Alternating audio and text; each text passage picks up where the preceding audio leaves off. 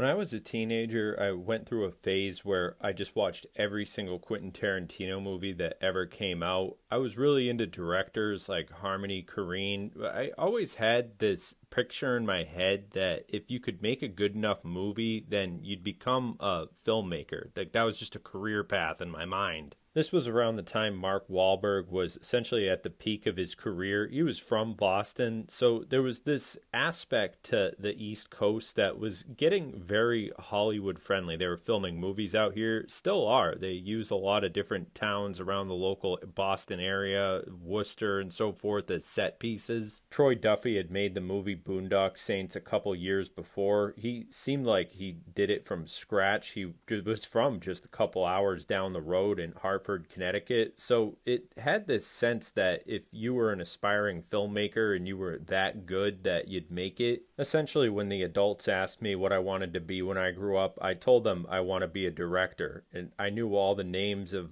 every movie. I was a big fan of Martin Scorsese movies and just becoming a big film buff. And largely, I did have a sense of the real world by the time I was a teenager, but I still held this conception that that's just how the industry worked. When I dig down into the deep, far reaches of my subconscious and retrieve some of these memories, I piece it together like this. My whole worldview was that you could follow your dreams, right? If you had a script and you went down, moved from the East Coast all the way to the West Coast, then you'd somehow get plugged into the scene and become a filmmaker. Thankfully, nobody ever came over and fully squashed my dreams. Essentially, what happened over a series of years was just reality checks that naturally come with disappointments occurring in life. So eventually I settled on I would just become a writer because adults just sort of stress that it's super hard and unlikely to go and have one of those careers. Still, though, I held on to that kernel of inspiration, collected a ton of DVDs, watched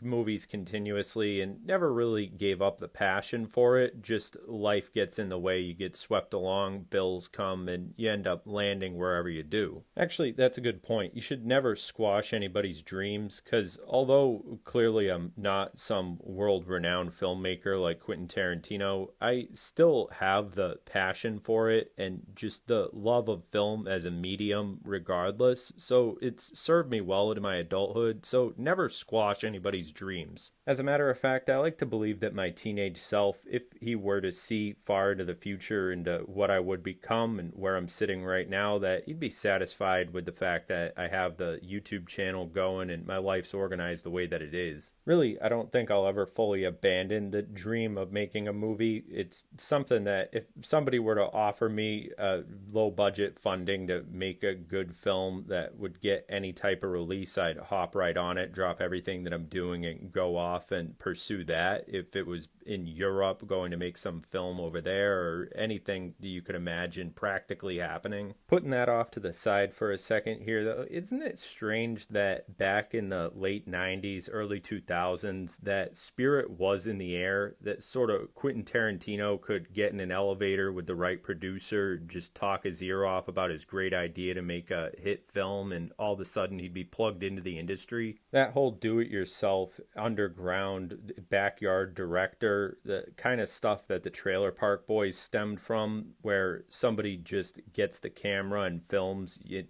pursues that creative impulse and just makes the movie anyway. I know the spirit's still alive. There's certainly film festivals that, strangely during the late 90s to early 2000s era, that at least what I had a picture of back in my day, it always seemed elusive and sort of a big accomplishment to get your picture played in some film festival, but now we sort of just have the internet. Some of you might have been to film school. I never even considered doing anything like that. My college days were pursued in a mixture of confusion and pursuing a serious career as well as just my essence of being sort of wholeheartedly rejecting it simultaneously. People actually do it, believe it or not, though. They land being a filmer for the Discovery Channel, have some crazy awesome job where they're able to fly around on a plane and film animals or become a video camera guy for a newscaster. It's a cool career line, and I'm always interested in talking to anybody who's managed to break into it. But it should be mentioned that the whole aspiring, passionate, upcoming director with a script in their bag who's going off to shop it around to different studios who have no business talking to him anyway, but he's just going to get his movie made because that's his project. Well, that sort of thing is kind of a spirit of a bygone era, don't you think? But it was a very real time in film history, and it sort of needs to be studied. You look at directors like Peter Jackson or Tarantino, for that matter, their earliest films, ones you can't find on streaming services that you gotta just sort of dig up and find, are very much just DIY shit that they filmed and then showed to somebody that they got talent. Nowadays, it's like we don't even know the names of directors anymore.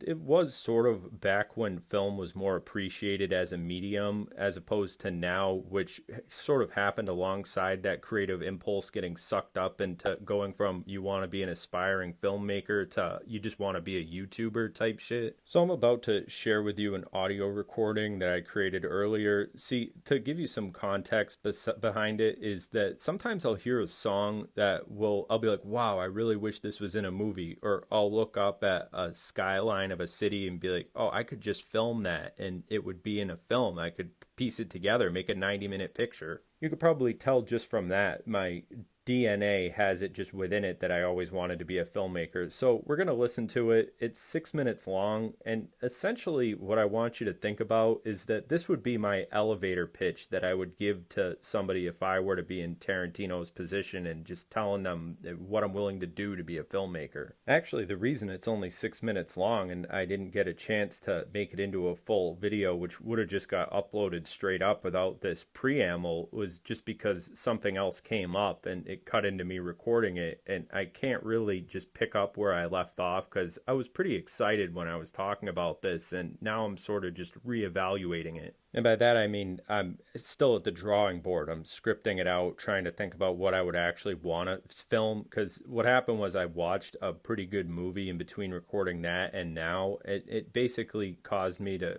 rethink my entire approach, and I gotta kind of think, what would I want to put on film, not just the fact that I could very well make a film. So I'll update this later on, months from now, when the script's finished and I have this whole thing figured out, because I've also realized that it could get pretty expensive if the plan isn't just so clear cut that it's just basically down to execution. Without any further ado, here it is, 3, 2, 1.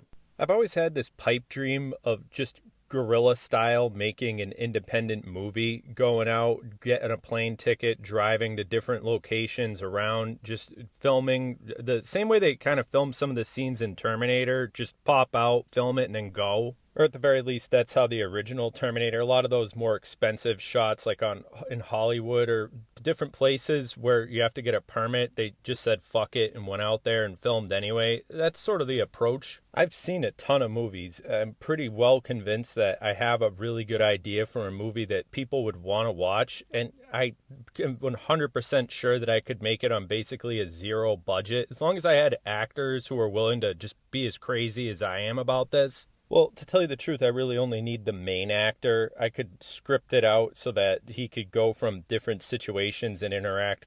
We just cast whoever are the local actors, put out ads on Craigslist or use social media, just get whoever be involved or wants to be involved. I look at filmmakers like Quentin Tarantino, how he started out, or a lot of those early movies like Gummo from Harmony Korine, how he essentially just had the script, went out there and filmed whatever he could and then fixed it all in editing and cut it all together later. I'm thinking the main character would come out of the heavy metal scene so we could film some mosh pits, and then he'd get involved in some sort of Lovecraftian Cthulhu type outer world that's happening in the world around him, so we can move him to different locations based on the plot. Basically, I have this image in my mind of different scenes that I want to film, and I could edit the script as we go to fit accordingly with the resources that we have available to us, and I'm sure there's plenty of people who would love to get involved in a project like this. Funding basically boils down to transportation costs. You have the scene where you film in California, you could film around the Midwest, different places up in Massachusetts I know could be easily filmed in. It just sort of connect the dots as you go along. Never really occurred to me to ask permission or think that there's studio backing that needs to be obtained at some point along the way. I've always just thought I have the resources already. All you need is a camera and people who are willing to act and then the correct vision to put it all in place. I think we'll make this a long-standing background project for the channel here. Just what we're doing, because I was thinking, what are we really doing here on this side of the internet? And I think a good, just broader ambition that we could have is just to get the movie made. So at any point, feel free to ask me, how's the film coming along? Where are we at with it? You scripting, you filming, you casting actors?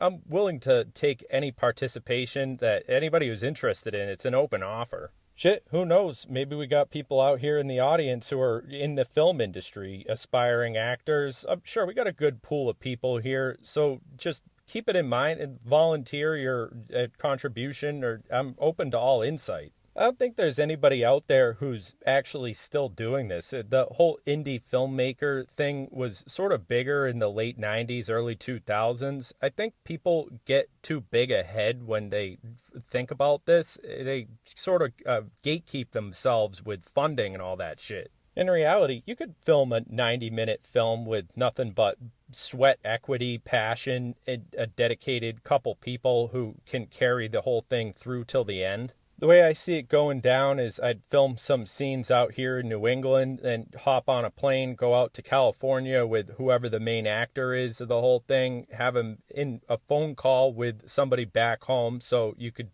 connect the dots that way, and then just film on location in Cali. I've stayed in an Airbnb in Beverly Hills before. Also, I've hung around Hollywood, just around the Boulevard, the Walk of Fame, all the rest of it. You got plenty of aspiring actors hanging around that general area anyway. I'm sure you could get some cameos by some people who've actually been in legitimate projects. In fact, I believe if you were just filming out there and you explained to people exactly what you're doing, just saw whose eyes light up when you tell them about the project, people would be willing to lend over locations like their coffee shops and shit like that. Influencers do it anyway, but I just don't see anybody doing it at this scale. So if you're wondering where I'm at with it now, I'm in the process of drafting the script, coming up with just some of the main points, analyzing literature to come up with some themes that I want to explore through the film. And I think it's going to be a really good one, an instant classic. Just upload it to YouTube when it's done, release it that way. Eventually, I'd imagine I need to get in contact with independent musicians, different people who'd be interesting to lend resources as far as artistic contributions to the whole creation of the film, so we could do this completely outside of the industry. Anybody who's involved in a theater or just some place where you have access to actors, eventually we're going to need you to go around and put out flyers so we can get in communication with people. And then what we'll do is we'll just hop on a plane, go out to whatever specific locations are necessary, film it, and then upload. The editing process, of course, will be the place where all the magic happens. We'll put all the pieces together. It doesn't matter if you film in chronological order or not. You could film all the scenes. Just use all the same workarounds that filmmakers used in the 90s. I think you could come up with something really good. I'd use no CGI whatsoever, all practical effects, done modestly. You could use all the old filmmaking tricks. That'd also be good for the budget as well. Basically what I'm saying is zero budget, just whatever you have at the grace of the world and what you can film. Just been something I've always known that I could do, and at some point in my life, I really hope that we get around to actually making this. So the one thing that I wish I could have added to that is I would really enjoy filming Muppets, or at least incorporating puppets into a film too.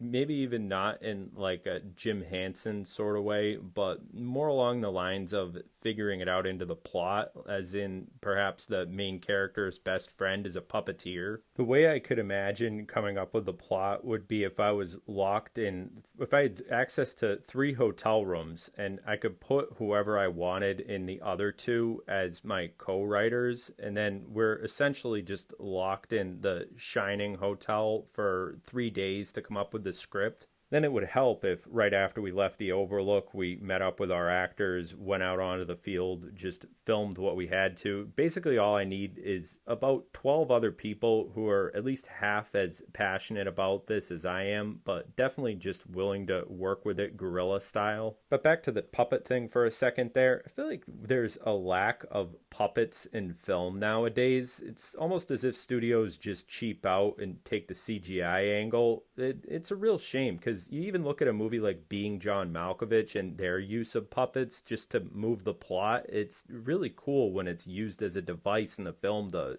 just shape the world. I'd make a kick-ass movie. I hope one day I find myself where my life is organized in such a way that it's possible. I got a couple more decades on this earth at least, so who knows where life's going to land me. But I feel like if I was just in a position where I had no other option and I needed to just do something, then I would probably do something like that, to be honest. Be interesting. You guys would definitely hear about it because I'd be posting it right on this channel, trying to get whoever I could to watch it. Because I suppose the validation of whatever you film comes in the reception, or if you could get an audience with a cult-like following. My movie would have everything too. Before life breaks me, we're going to get this film made. It's cool to mention it here too, because it's literally an open-ended creative ambition of mine, and I'm open to all contribution. Because I would fill that thing with so many callbacks, such as there's this thing in The Godfather where there's a bunch of oranges that fall on the ground and then it signals catastrophe for a character. I'd make sure to work that in. Certain parts of it I think would really appeal to or piss off a lot of film and literary buffs. I'd pack the thing full of references to old literature, books that I've read, and different filming techniques like film noir, and then mixing genres and incorporating real music. We're talking no AI whatsoever too in this project, if you needed to know. Call it an open-ended project that everybody here on this side of the internet's welcome to participate in. Even hit me up on my Discord, link on my channel description if you're interested in just spitballing ideas. Just literally drop into the Discord, go into the regular chat, and just type out ideas that you have for the film, and we could workshop parts of it there. Maybe parts of that will make it in. I think we could avoid getting caught up in what I see as one of the main pitfalls of whenever a YouTuber says that they want to make a movie, is that number one, they do it too fast. And I think the number two thing, or even probably the most important one, is that they get caught up in the medium that they're stemming from and they don't approach it as a filmmaker. Well, at any rate, I guess if you were wondering, that's the direction that this channel's headed in. If we fully realize the project, the goal, or aim of what this commentary channel is all about, it's to make a movie.